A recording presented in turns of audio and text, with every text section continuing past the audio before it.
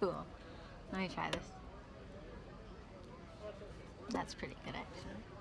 I think. I feel like I should have some light.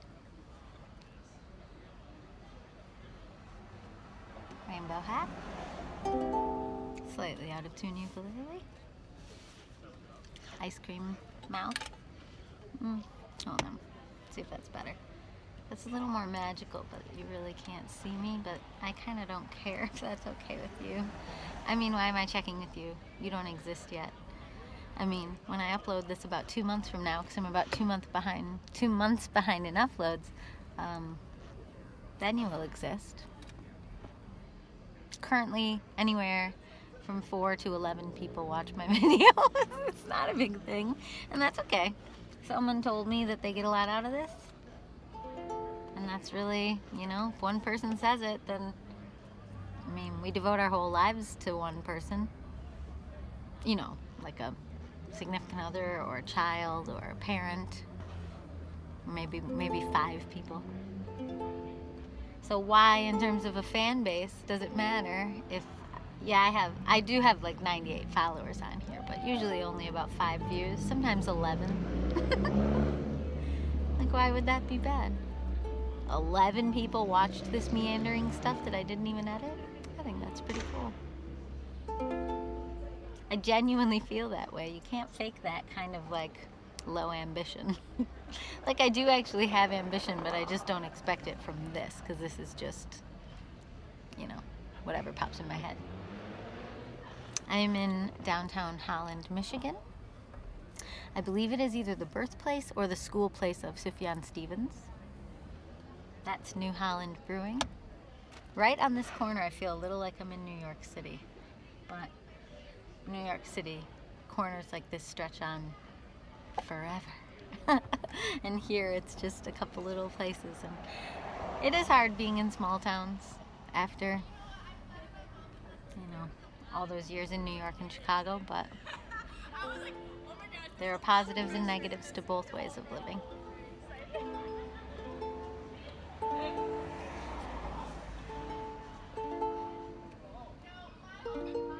I might have to roll up the windows, or you might not be able to hear this quiet ukulele over all of the noise. Huge positive. I can just pull up and park anywhere I want randomly here. Not a very busy place compared to New York City. New York City, when I drove into New York City, the last time I did was on tour with Cloudlight. I remember the quickest way to get to our next gig was to drive straight through Manhattan. I think we went through Chinatown or like Little Italy and Nolita and Soho. And it was just like, I don't even know why the map sent us that way. On the way in, we came like through Staten Island over to Brooklyn. And then our show was on Long Island. Although we did an impromptu show at our friend Jordan's house in Brooklyn, or apartment. But, oof, this is more out of tune than I thought. But anyway, that's like an hour. I mean, if you had to pee, you're just screwed. There's nothing you can do. So we were like driving through Manhattan, and it's fine because you're going super slow, so it's not even like it's unsafe. Like people who think like, it's so busy that would be like dangerous driving. It's like, no, I feel way more scared like on open road highways than I do just in claustrophobic gridlock Manhattan, Brooklyn, Queens, coming through like from LaGuardia Airport. Or Jersey. Like, I guess there are some spots though where it suddenly goes fast and then there's people racing around you, but like I didn't feel unsafe in that way in New York City at all. I actually feel the worst. I just almost had a panic attack driving. Nope, I'm not going to give this power. No. This isn't giving it power. There's just a stretch from Chicago to Michigan that goes through Indiana right along Lake Michigan, and some of it is just the most crazy people driving from Southside Chicago around through to the part of Indiana that leads into Michigan. It's just like, I used to not mind it, so I think I really did heal something when I was in Durham County, because now I feel like unblocked and fully aware of my own mortality and my own vitality. And now that I feel aware of both mortality and vitality, I don't want to risk it for no reason on a stupid stretch of road that is full of like idiot thinking they're race car drivers. Like, it's just dumb. I hate it. But I like traveling. I'm going to not go that way very often anymore. And if you live in Chicago like I used to for almost a decade, I lived there for 9 years. And if you live in a big city, sometimes you can avoid all of that. You just live in the city and then you use their public transportation, and maybe you drive to get out of the city, but that's like so once in a while that it's not, that's not your normal everyday experience. I did drive from the north side of Chicago down to the south side of Chicago, Hyde Park. I taught friends of the Obamas, actually, and their house was like, their mansion, for real, was like a block away from the Obamas. Claim to fame. I also shared earbuds with Zelda Williams, Robin Williams' daughter, as I taught her how to sing a song that I wrote. Same with Wendy Roby from Twin Peaks. I taught Wendy Roby to sing a song that I wrote. She's the like redheaded kind of crazy one with the curtains and stuff. We became friends briefly, but then I lost touch with her. Judy McLean, I think is her name. She was one of the original cast members in Mamma Mia. I taught her to sing a song I wrote. She was very nice. They were all very nice. That's from the movie Were the World Mine. I wrote 11 songs for that movie and got to be on a set, and it was a big flippin' deal. And I was too young to appreciate it at the time, and I was going through some of the worst of the trauma and the repressed memory recovery, uncovering garbage that, even just for that experience, I wish I hadn't gone through, because then maybe I would have stayed focused and professional and not said that I was too overwhelmed to deal with deadlines. Like, what? I was an A+ student who had an MFA. I can handle deadlines, but at that time I was like literally falling apart, so I couldn't at that time. There was just this one pocket of time that lined up with the 1 month that they were doing all the filming in Chicago, and right during that 1 month of filming was right when some of the worst trauma healing and trauma revealing was going on, and therapists encouraging me to like dig up these repressed memories and crap. And it was just like, first off, they were wrong. Those therapists were wrong, because that undid my life, and it set a whole cycle in motion that messed me up way worse than the actual original source trauma. Like, therapists can be wrong. If the person that is seeing you is paying your salary and telling you this is too much for me, or I don't want to stay disconnected from my parents while working this stuff out, just because they maybe didn't understand what I was going through and adding their commentary to and then a therapist will get a very black and white idea, like, just don't speak to them. And it's like, no, I need to be able to say to you, I don't want to talk to them about this, or just right now in general because I'm feeling overwhelmed, but then still go ahead and do it if that feels like the better choice. And I just had attracted a therapist, spiritually, I think, who was just very black and white and very nuts and bolts and very dry. She even insulted other therapists. She was like, wow. When I told her I might want to go to this other therapist that I had seen, who had like a softer manner and kind of helped me get in touch with my body and taught me that whole thing that I always talk about like put your hand on a body part and like ask it what it needs. And I missed that therapist, and I wanted to go back to her. And this other therapist, this like cold and clinical one, who maybe just didn't want to lose a paycheck, me being her paycheck, like, she was like, well, that flowy skirt way of being a therapist, like, that wouldn't be right for you. Like, everyone thinks that's going to be better, but that's not actually better. And she like insulted other therapists. And then I stayed with her for like 6 or 9 more months. So basically a therapist did to me what boys, like exes, had done to me, which is like talk me out of my own instincts and talk me into staying with her. And that's flipping disgusting, and therapists can be toxic because they're people. And sometimes the people who choose to become a therapist are people who've had issues themselves and hopefully have resolved them enough to be able to take on your intensity, because I'm sure I was bringing her a lot of intensity, but it's like, you chose that profession, lady.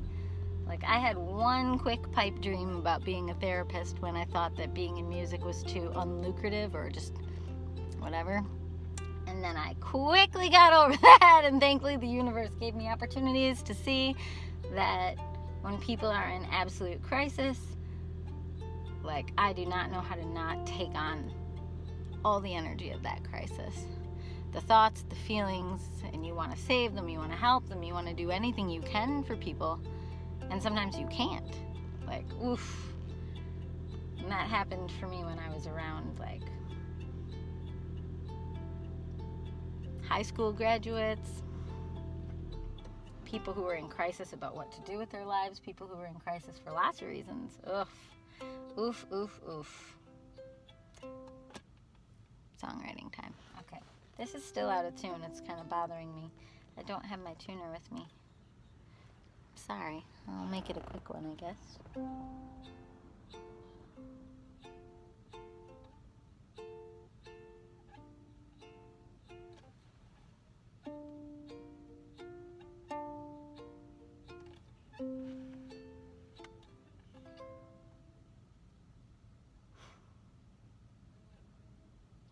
Birds all around me, like people around me.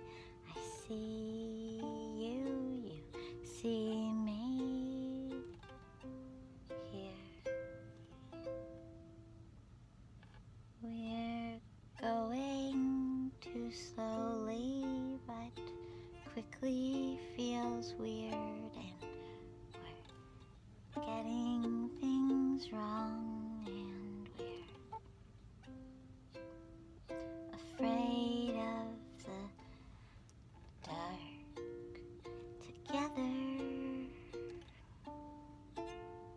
afraid of what's unknown in the future, like time moves into future timelines, and we think we control it, or we want to know it. Ahead of the story we're reading, or selling, or writing, with moments like this one with you. And I'm scared I won't say the right thing, but I've learned to let go of that feeling, 'cause it's fun to fly with words, like a bird, like a literate bird. It's fun to be free, to be light and free, like you being here with me in the dark, in the light in my eyes that are always kind of wise in how they're always going blind. I feel it like springtime, it knows where it's going, 'cause it's been there before, 'cause I've felt all this knowing, and I've felt all this growing in me, like a soft and summer breeze in the dark. It feels cool and light and free and easy, and I love it, and I want to hold it forever with you. Do you know what I mean? I don't know what I mean, but I do. I swear I do. I think I do. I feel like I do when I'm here with you, even though you're not here right now, at least in my now. I know you're here in your now, but I'm not there in your now. moved on now. I've moved about 2 months along now, maybe more, maybe less, I'm not sure. This river of timing, it feels like a gift from a cloud in the sky, and I'm unafraid, unafraid, 'cause I keep on getting it right by letting it be wrong, but just moving along. Like the start of this song wasn't my favorite, but now it is.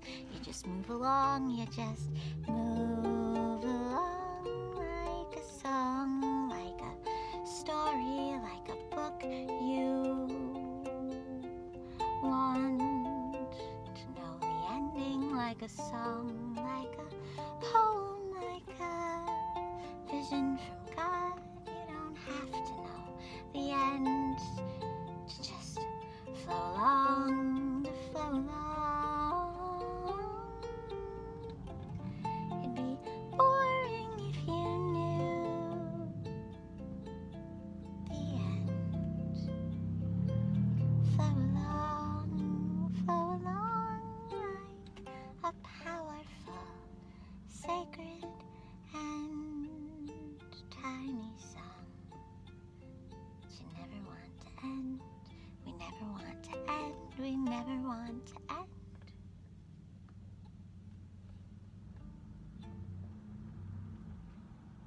I never want to end. When it feels good, you never want it to end.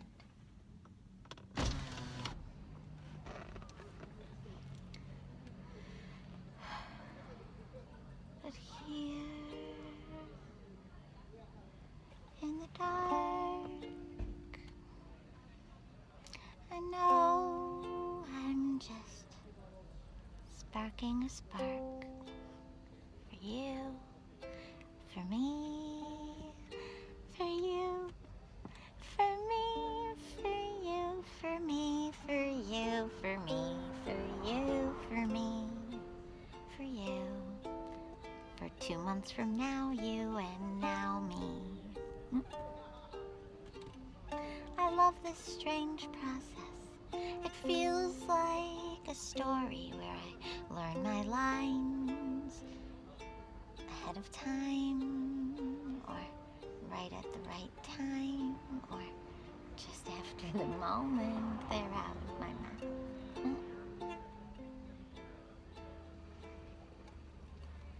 I used to have that dream where you are naked on a stage and you forgot to learn the lines to the play.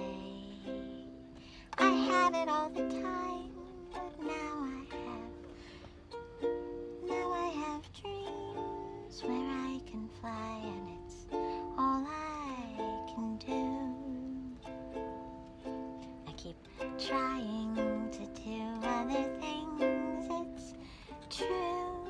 I'm not that good at other things. I'm not that good at most other things, but I can fly for you and show you how to.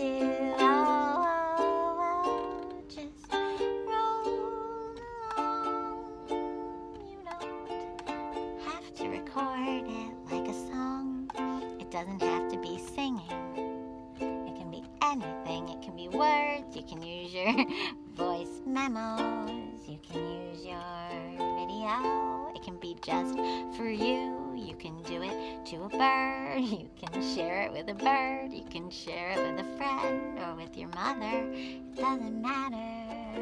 It's just for you, really. Even if you share it, it's still just for you. Ooh.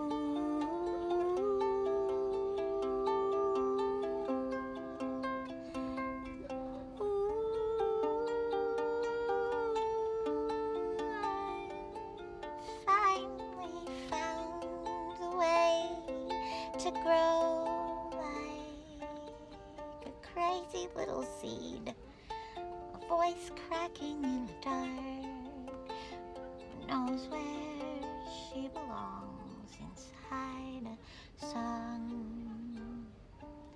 It can't be wrong. It doesn't make me any money, but I know it can't be wrong.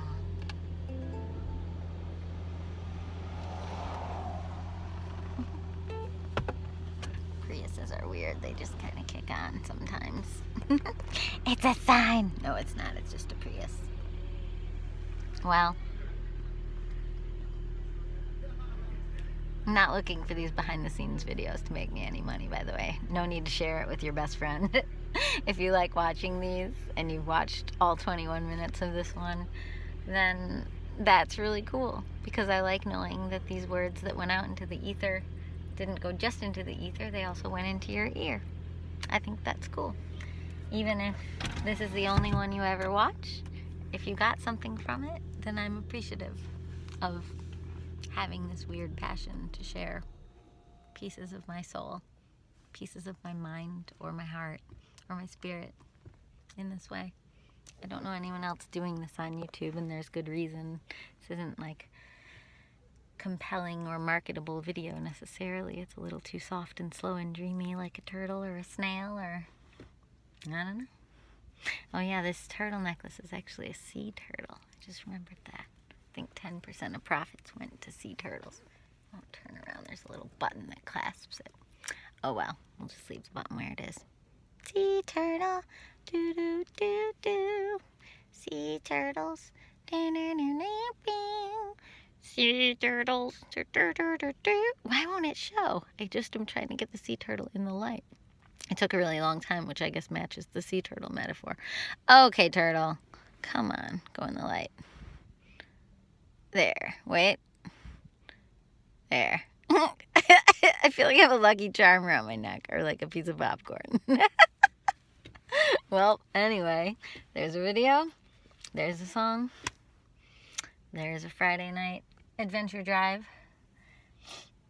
at a lake, at a downtown. Ta-da! Feeling things, sharing things, out by myself.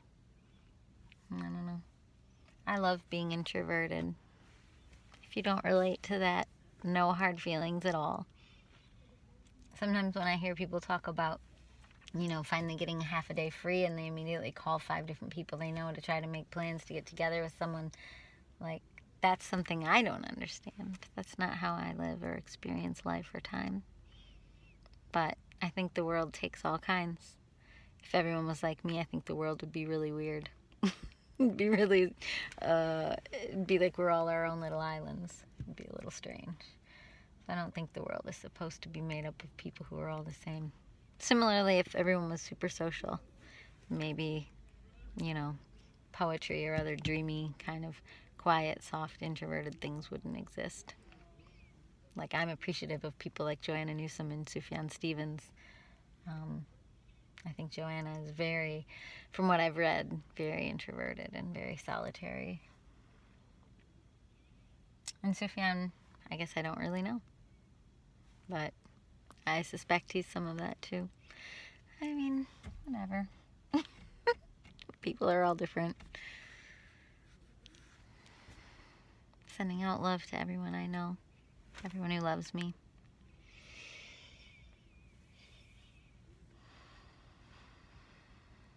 Sending out extra love to those who work hard. One particular one comes to mind, to understand me, or who work hard to understand anyone. I mean, I guess I should make that more general so that applies to everyone, but first I'll say it for myself. Like, extra big love and vibes to a particular best friend of mine who works incredibly hard to understand me, even though I'm nothing like her. And we've had some good heart-to-hearts on that lately, and it's been really meaningful. So if you have people in your life who are not like you, but they seem like they're trying really hard to understand you, be really grateful for that. If you can. I mean, if you want to, be you. If you don't feel grateful, don't be grateful. I mean, just do whatever. But, like, I am recently feeling a lot of gratitude for that, because people do not have to try to understand other people. Like, that's a choice.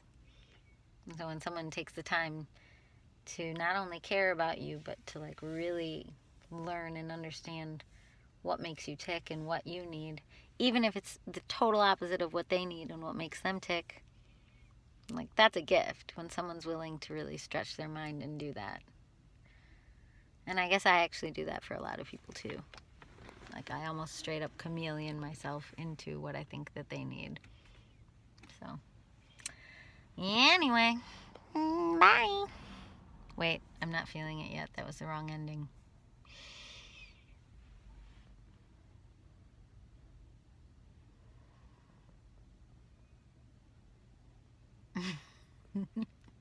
I don't know if there's a such thing as a right ending to a random YouTube video. Well,